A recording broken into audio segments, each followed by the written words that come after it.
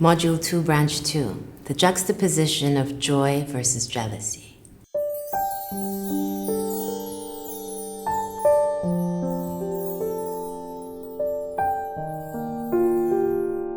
What we end up doing is setting ourselves up to create the projections of what we expect to happen, rather than allowing our loved ones the space to be themselves. By us taking a position, a stance, we don't allow room for any growth. We don't allow room for people to be who they are and to surprise us. Because we're busy expecting outcomes, we don't allow the outcomes to play themselves out to our highest and best. Self-worth is not the truth of my value, it's how I believe other people are treating me. Self-esteem is not about caring for how I am within.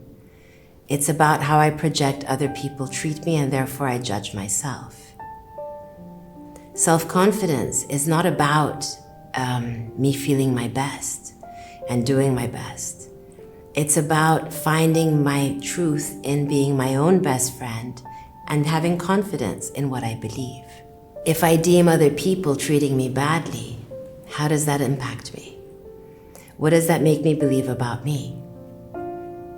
If I'm living from my highest and best, I know that however other people are treating me is their problem, not mine, because I know that I'm living to the highest of value. If I, in my intentions, have messed up, or I am angry and I want to hurt someone, there is no way that that situation can invite good results. So the bottom line is really about you with you. If you know that you have your highest intent and purpose, and that you really want good outcomes, there is no way the other person will treat you badly. You have to be able to treat yourself well and treat everyone around you well in order to breed positive, harmonious results. Fear will become my biggest enemy if I don't have the coping skills to manage situations. Circumstantial trauma is what happens when a situation occurs that we weren't expecting, and how we cope with the outcome of that will change the path that we take. It'll change the outcome completely. You have the possibility to create any outcome you want by being in your highest and best standards at all times. Tell me it's impossible to do? No, it's not. It's hard work, yes. It's hard work we all deserve for our own sake and our sake of our families, our children, all of our loved ones. If we are not putting in the effort, who else will? If we become victims of circumstance, what happens? Nothing happens. We end up in a negative position. Taking the possibility that a positive interpretation of a situation can change its outcome gives you so much more room for breath. It gives you the possibility to imagine different outcomes upon the people that you are struggling with, because you're leaving them room to breathe themselves. You're giving them the opportunity to rise and to become wholesome with you, but you have to invite it. You cannot expect people to treat you the way you want unless you are inviting it. Please understand that this is an important point. You must be breeding the right results in order to invite them. It starts with you. If I am angry or I'm feeling good, the outcome to any moment of every day changes. If I'm feeling negative, how can I positively breed good energy around me, because my energy is not the right type? If we remember the hands and feet as toes, as air valves. Hands and toes, fingers and toes, air valves. Where all the air is going through, coming out through your body, nothing is sitting within you. No emotion has place to sit because you are breathing freely. In that situation, your eye changes on any outcome, any possibility. You project positively and you give another person the benefit of the doubt. It changes everything. It's like the pink sunglasses. You can create whatever you like in your life. The key is, if you feel like a victim, if you feel like someone has wronged you, go back, think again, see it from a different eye, and see what changes. Ask yourself, had my behavior been different, could things have been different?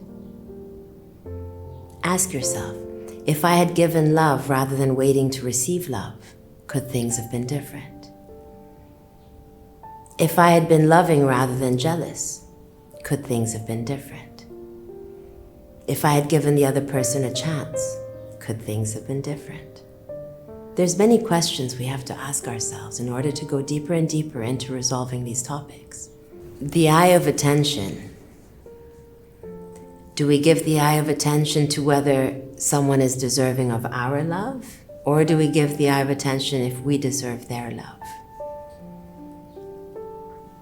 It's a very good question to ask yourself. Which eye are you looking at it from? Are you looking from behind the other person's eye? Or are you looking at it from behind your eye with insecurity? If you're looking at it from behind your eye with love and generosity and grace and humility, you're able to achieve anything you want, anything. If you're proud and stuck in your ego and angry and you want to be right because you want to hurt the person, because you think vulnerability is being weak if you show them love or you show them care, think again. Love is all about being unconditional. And sadly, there's so many people who think love is conditional. I will love you if you do this. Which is wrong. It's completely wrong. What we are talking about here is humility and high standards. It's all about humility and high standards. Being low maintenance, taking away expectation, and giving of ourselves, being able to give generously. Even if someone doesn't love you back, first instance, second instance they will. Third instance, you keep trying, if that's what you want. But you cannot think in your heart that you love someone, but you're acting badly and expect them to come back to you. It doesn't work like that. Vulnerability is the key to strength. Accepting situations for what they are as they are right now, and saying, I can turn this around. I know I can turn it around.